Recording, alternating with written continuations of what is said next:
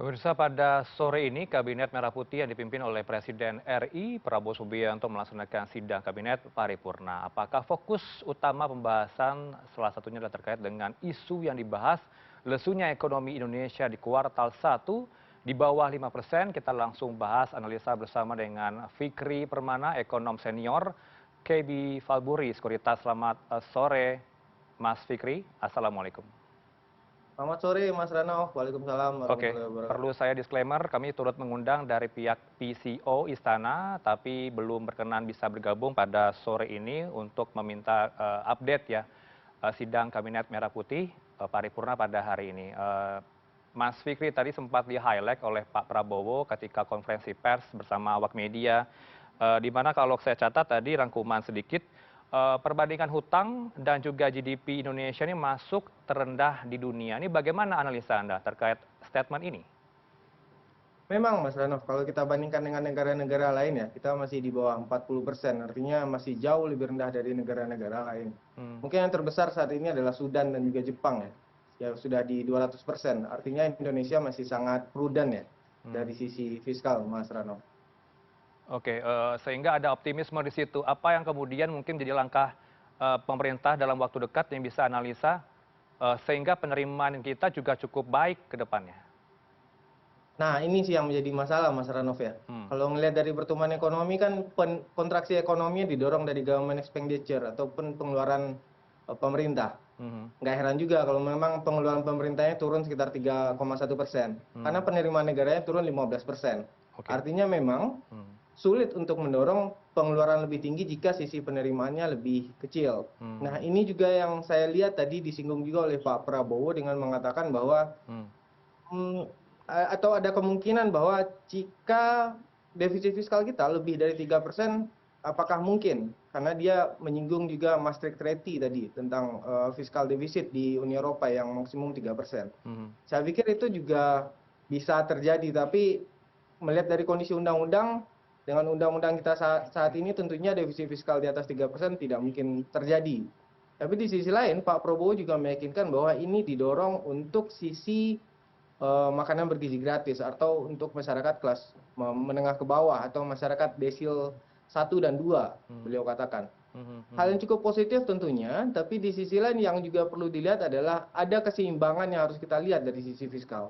Jika kita mendorong pengeluaran, tentunya kita harus mendorong juga penerimaan. Hmm, Penerimaan itu mengalami kontraksi yang sangat tajam dari semua penerimaan negara, hmm, apalagi penerimaan pajak dan juga penerimaan negara bukan pajak. Dari pajak kita lihat mungkin resiko utamanya selain dari administratif, korteks dan lain-lain, kita juga khawatirkan bahwa jangan-jangan pajak ini nggak tumbuh karena sisi demand dari masyarakat yang juga nggak tumbuh. Sedangkan dari oke. sisi penerimaan negara bukan pajak, Hmm, ada penurunan harga komoditas. Sehingga pada saat yang sama pengelolaan dari pemerintah terkait dengan hasil bumi dan sumber daya alam di Indonesia tentunya lebih rendah.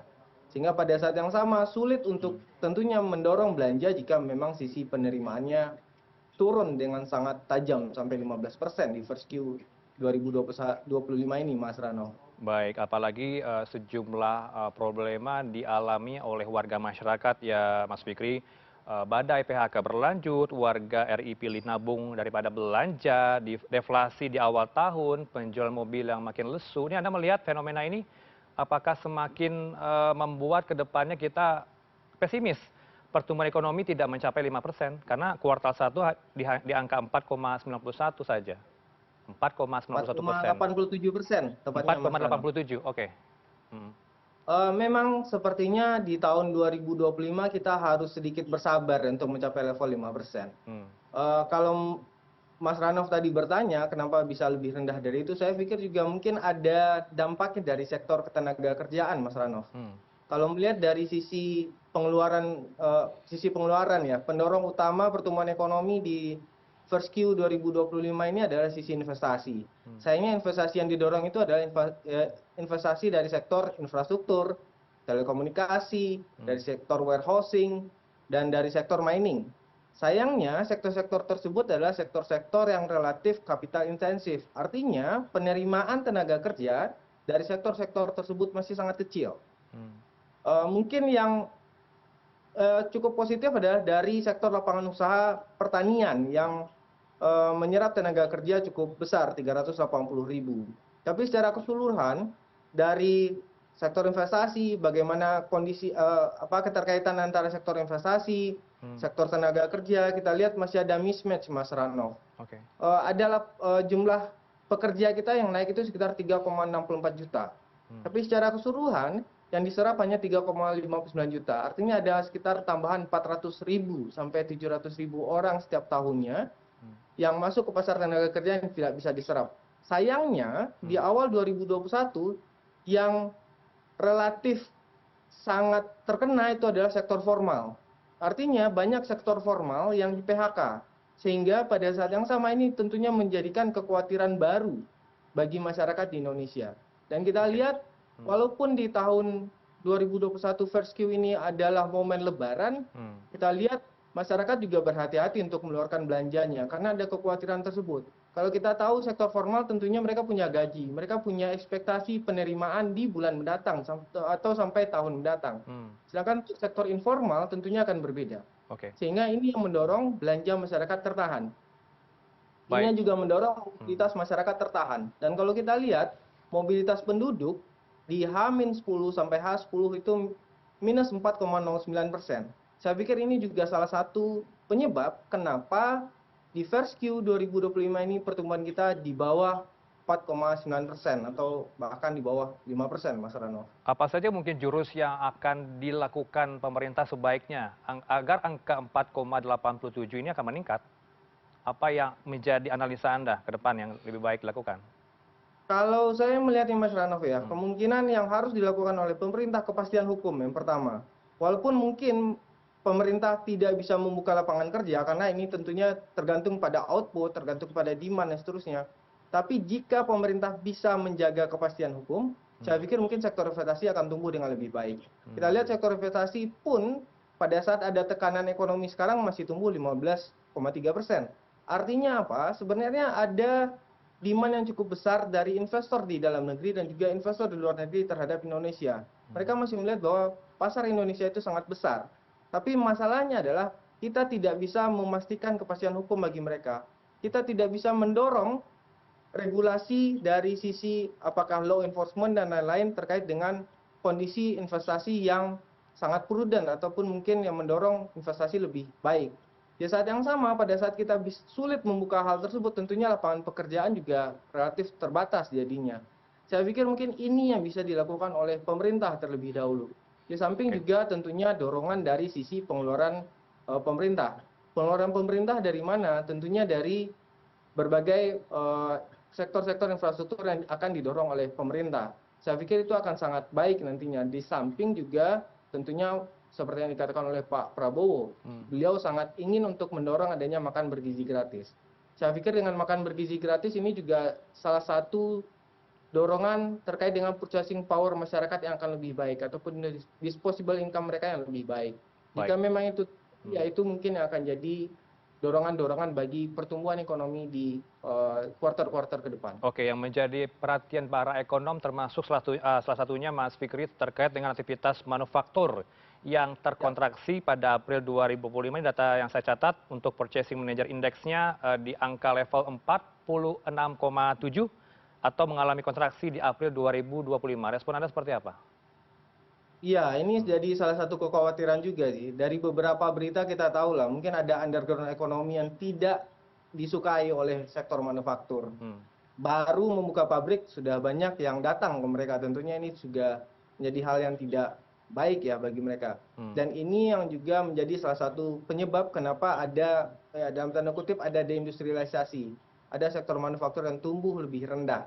Di samping itu, dari dalam negeri kita lihat memang demand dari masyarakat yang berkurang karena sektor tenaga kerja yang agak lesu dibanding sebelumnya. Sehingga pada saat yang sama output juga mengalami penurunan.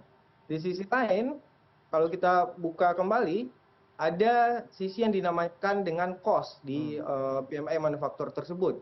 Kita lihat cost kita juga mengalami peningkatan pada saat outputnya tidak bertumbuh.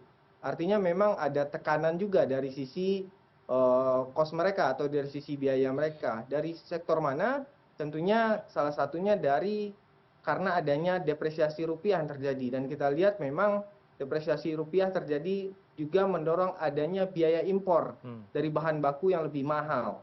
Sehingga pada saat yang sama ada biaya yang lebih tinggi, sementara outputnya tidak tumbuh, tentunya ini yang mendorong manufakturnya juga turun, Mas Rano. Baik, ini kan juga ditonton oleh pemirsa di rumah, warga masyarakat luas. Mungkin Anda punya tips bagi pemirsa di rumah agar tetap berhemat di tengah ekonomi Indonesia tengah lesu. Apa mungkin hal-hal lain yang bisa menjadi perhatian pemirsa di rumah, Mas Fikri? Kalau saya tentunya mendorong adanya yang membedakan antara needs and wants ya Mas Ranov ya. Tetap belanja seperti biasa ya, tapi disesuaikan dengan kebutuhan, jangan keinginan.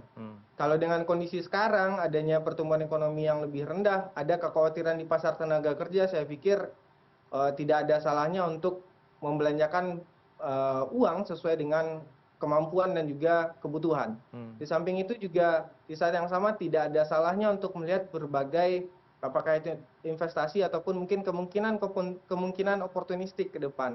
Karena pada saat ada pelemahan ekonomi di saat itu juga biasanya diikuti dengan terbukanya peluang ekonomi baru. Dengan negosiasi dagang kita dengan US yang sudah mulai terbentuk, terbukanya pasar Indonesia yang lebih baik dan kita tahu penduduk kita sangat besar, 280 juta orang. Di samping itu juga keterkaitan politik dan juga sosial ekonomi Indonesia dengan negara-negara lain yang juga sangat baik, saya pikir juga membuka ruang untuk pertumbuhan ekonomi dan juga investasi, serta mungkin lapangan kerja yang lebih baik juga ke depan. Di samping itu juga saya pikir mungkin karena sektor formal kita mungkin pertumbuhannya terbatas ya Mas Ranov ya. Tidak ada salahnya untuk mendorong jiwa entrepreneur, untuk mendorong pembukaan lapangan kerja dari sektor informal tentunya. Baik, siapapun bisa buka gadget, punya gadget, dan bisa bikin konten begitu ya, dan jualan langsung di media sosialnya melalui gadget begitu ya. Jiwa entrepreneurnya harus tumbuh dari situ, Iya, Mas itu Fikri. salah satunya Oke, Mas yang Ranov. terakhir saya juga minta pendapat Anda. Tadi kan digaungkan oleh Presiden kita Prabowo Subianto soal sejauh ini MBG berjalan dengan efektif dan nanti penerimaannya sampai dengan 80 juta di akhir November. Apakah nanti keuangan negara tidak terganggu ya dengan program ini, Mas Fikri? Nah, ini yang jadi salah satu kekhawatiran saya sih. Kalau dari sisi penerimaan negara yang nggak tumbuh, saya agak berat juga untuk memastikan bahwa target 80 juta orang bisa tercapai di tahun ini. Karena berbagai program lain tentunya juga harus dijalankan. Di saat yang sama juga MBG kita lihat mendorong adanya realokasi anggaran. Sayangnya realokasi anggaran ini Oke. terkena ke masyarakat-masyarakat atau pegawai PNS kelas yang sangat bawah. Dan tentunya orang-orang ini juga yang mengalami ketidakpercayaan terhadap daya beli mereka ataupun mungkin wait and see mereka di masa mendatang. Saya pikir mungkin ini yang juga harus diantisipasi oleh Pak Prabowo ya. Baik. Di samping itu realokasi anggaran kita tahu tentunya juga mendorong berbagai sektor mengalami tekanan juga karena ada beberapa sektor yang dahulunya menjadi sumber pendapatan mereka dari pengeluaran pemerintah sekarang tidak lagi. Mungkin ini yang perlu diantisipasi juga oleh Pak Prabowo, Ya, Mas Rano. semoga didengarkan oleh tim Istana begitu ya dari insight yang Anda berikan bersama kami di Newsroom. Terima kasih untuk analisa Anda bersama kami di Newsroom, Mas Fikri Permana senior atau ekonom senior KB Valburi Sekuritas. Selamat sore. Assalamualaikum. Selamat sore. Waalaikumsalam warahmatullahi wabarakatuh. Terima kasih, Mas Rano.